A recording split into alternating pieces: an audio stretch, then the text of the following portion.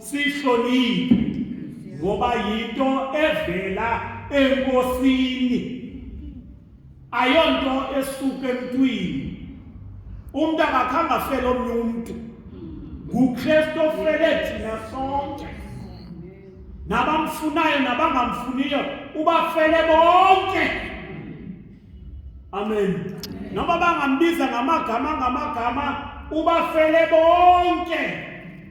Wathi uPaulos kwincwadi yaseRoma uthi noba uKristu eshunyelwa kakubi, kodwa into endivuyisayo lokokuba uyashunyayelwa uKristu.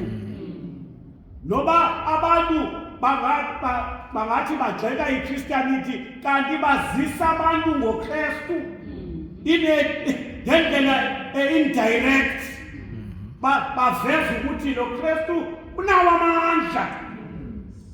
Sabana bathandayo. So masiphathe nathi le nkonzo ngobunono, futhi ekuyiphatheni kwethu ngobunono sihloniphe, ngoba sinikwe ngumuntu ebeyihloniphile ebengekho naye. Seven. So wayihlonipha ebengekho, wayithatha njengoba injalo, wayibhithisela kuthi.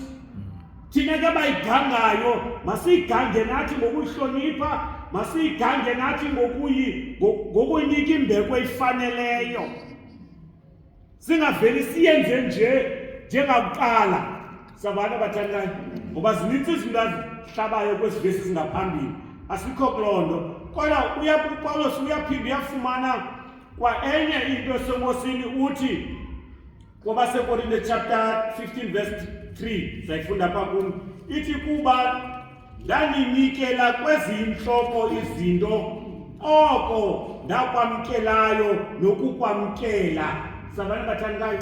So uPaulos xa izinto uyakwazi ukwahlula izinto ezisuka enkosini, ukuthi ezi zinto zisuka enkosini makazidlulise njengoba zinjalo, angaziphithikezi ezi zinto ngeargument nobulumko bakhe nangendlela nangemfundo yakhe. No, ayizise njengoba injalo. Sabana bathandayo. So usinikelwe okanye enye into ayisinike yona, usinike into esentloko kubuKristu. Sabana bathandayo. Le yomthendeleko into yindlela ekufanele ukuthi yenye yezinto bathi kanene xa bethetha i-Eucharist, but sorry, Eucharist ngumthendeleko. So now inenzekayo ubanika izinto eziyinhloko, izinto zokuqala. Sabana bathandayo. So if we fumene first time akazizilizi ngayo, akajikelezi ngayo, uyayibona ibifanele abangcwele, ayibhale phansi, ayidlulisele njengoba injalo, ukuze singafumani into ingcengiweyo, sifumane the original thing. This is the original thing. Sabana bathandayo. So kufanele ukuthi xa siyenza sizimisele, ngoba this is an original thing. And nomuntu ufumene ingumsinyele ngumuntu othi xa eyifumene wazigocagota uba ingabe ndifumene into eyiyo na, okanye ndifanele ukufumana le nto, I am perfect for this thing or not. Sabana bathandayo. So uPaul ke usinikela into enhloko, masiphathe ngobunono, masihloniphe, masinike isidima sayo esifaneleyo. Uthi ke verse 28, makazicikide ke ngokwakhe umuntu, aze ngokunjalo adle kwisonka eso, asele kwindebe leyo. Sabana bathandayo. So uchaza ipart yokuzicikida komuntu, ukuzisesha ukuthi ndifanele na ukungena kule nkonzo. Kodwa akathi condemn yourself xa uzibona you are not worthy. Uthi vuma isono usishiye. Sabana bathandayo. Ungavumi isono uhlale kuso, ufele kuso. ngoba yondawo yokufela isono. Yino ukuba xa uzibhaqile usesonweni phuma ke ngoku. Sabat uthi ke ngoku njengoba sihamba nje esisonka sihanjiswa apha phakathi kwethu ngohlobo odla ngokwenza ngalo. Aka-expectanga umoya engcwele uba ngaba kube khona umuntu othi andinotya, andifanelekanga. Sabani? Hence nathi sibone ukuba le nto mayithethwe phakathi evekini singangxamanga. Ukwenzela uba uzibhaqile, uzilungise. Ukwenzela into uba ngaba uthe kanti kukho ingonzi ethile obona ukuthi le nto iyandiphazamisa, uyithethe kuThixo wakho usekhaya. Uyabona uba iyasinda ngamandla. Uzoyithetha nansi leadership ikhona during the week, sikumamele singangxamanga, singenapressure ethi hey kufanele kotyiswa isidlo uyasithembisela. Senzele loo nto ukuba ngaba uyidakantse le nto ihluphayo kakuhle. Asifuni indaba zabantu. Sabantu bathandana. Asiromoli indaba zabazalwana. Asiromoli agenda yokuba ngaba after this service sizakwenza item on the agenda ngawe. Hayi. Kodwa silungisa le nto kuba le nto sinikiweyo besisiphathe ngobunono. Siphatha le nto sinikwe into eyintloko. Akufunekanga siyiphathe yenge. Akufunekanga siyiphathe sigevezela. Akufunekanga siyiphathe singena confidence. Amen. So sikhuthaza ke uPaulos uyachaza ukuthi zalwane search yourself. Wakuba usishile and then udle man. Ungazinqishi. Sabana bathakayo. Wakuba wenzile konke ulungisile udle. Amen. Ungadlulisi. Omangcwele ukhona ujongile. Ingaba nalento siyenza ngalendlela esinikwe ngayo na. So xa udlulisa ke ngenxa yezizathu zakho, hayi ke mhlobami, shame on you. Amen. Kodwa ithi ukuba ngaba utya ngokungafanelekile, which means ukuthi xa usitya ngokungafanelekile utye ngokunyanzelisa. Mosukholela umuntu xa ezazi ukuba ngaba unendawo afuna ilungisa ongathi ubonwa ngabanye abantu. Uyabona mosibona xa une guilty conscience ungathi abantu ingathi bayayibona le nto uba ikhona into eronke endiyenzileyo. Hayi mhlobama singomapolisa apha. Amen. Asipolisi bantu apha sikhangele uba ngaba uphule umthetho utheni wathi. Hayi, umuntu yinkosi uzazi. Umuntu yintoni? Inkosi uzazi. Wena kufanele ukuba ulungisane nenkosi, wandule udle iphele kuloo ndawo. Kanti uba ngaba wena uyazigcina izinto ezilapha kuwe, incwadi endumisa iyasikhumbuza ukuba u-90 ithi inkosi iyazazi nezono, u-90 verse 8 ithi uThixo uyazazi nezono zethu nesizifihlileyo zisekuhleni kuye. So it's of no use. Sabantu bam uzijemisele kanti lo muntu umjemiselayo uyabona ba hayi le nto uyifihlayo kubisekuhleni.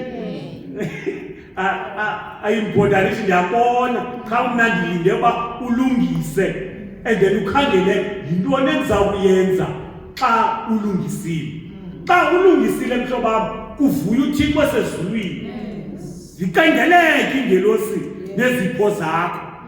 Amen. Zise okanye neentsikelelo zakho zivele zizizele.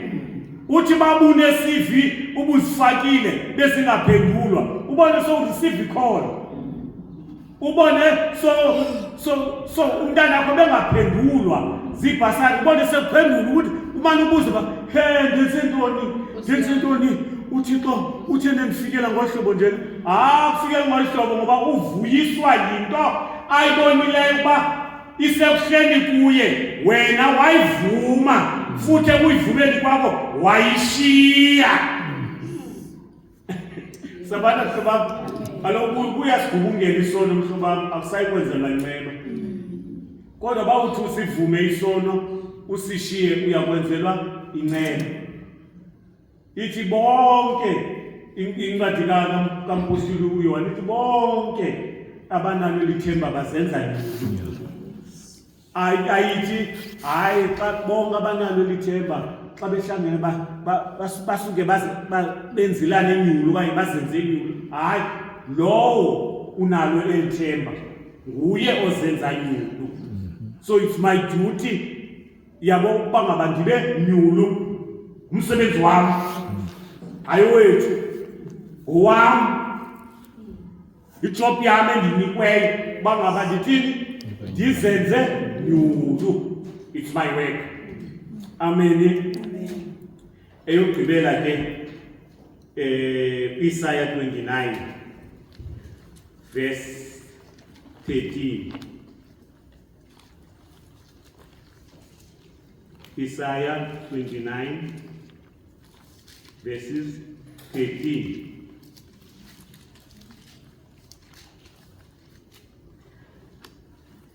Ithi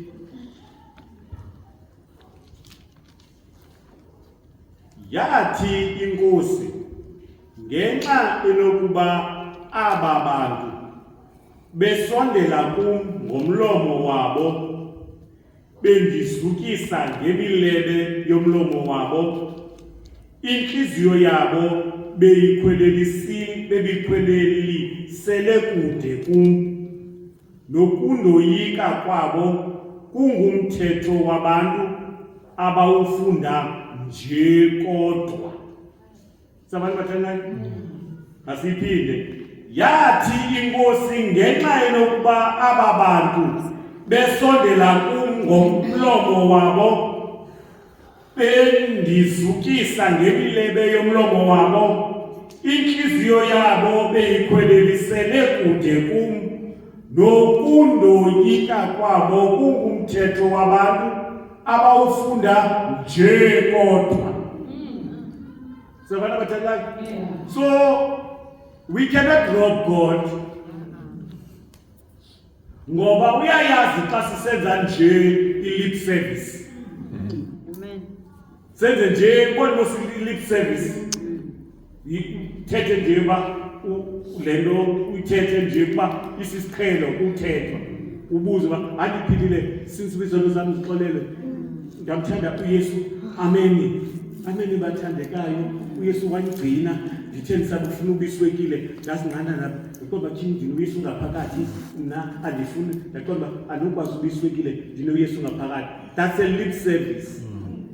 Akho nto iqolayo enhliziyweni yakho. God is interested about what are you doing in your heart ngento oyikhupha ngomlomo. Uba ngabe uthetha nge-change oyikhupha ngomlomo inhliziyo yakho ithini yona. Amen. So uThixo unomnqweno yokuba kube clean enhliziyweni. Sabana bathandayo unomnqweno kuba kunjani kube clean abe nokwazi uhlala akazokwazi uhlala kungekho clean. Lento yenziwa ndim yenziwa nguwe. It's homework yakho. Sabana bathandayo ihambe ke xa sekuclean lento idlulisele nalapha ngaphandle neconduct yakho ibe right. Ngoba ikwazi iconduct yakho uba right kanti enhliziyweni kurharha uzakhupha into erharha. Amen. Sabana bathandayo angeke funeka ube right inside. Sikholwa kule veki ukuba kube right inside. Singamniki lip service uThixo. No. masimnike the best our heart masimnike enganilandeli sothi ngiyakunika omhlaba nakunika okusenhliziyweni yami kuba khona kungunaphakade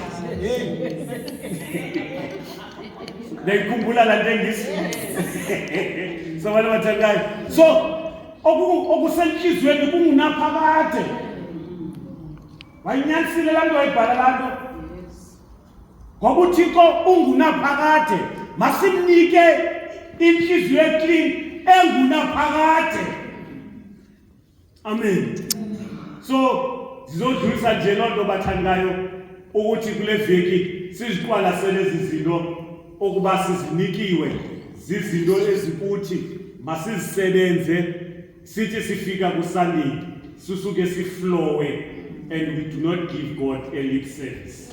Ngosoxoleni sikhe. Amen.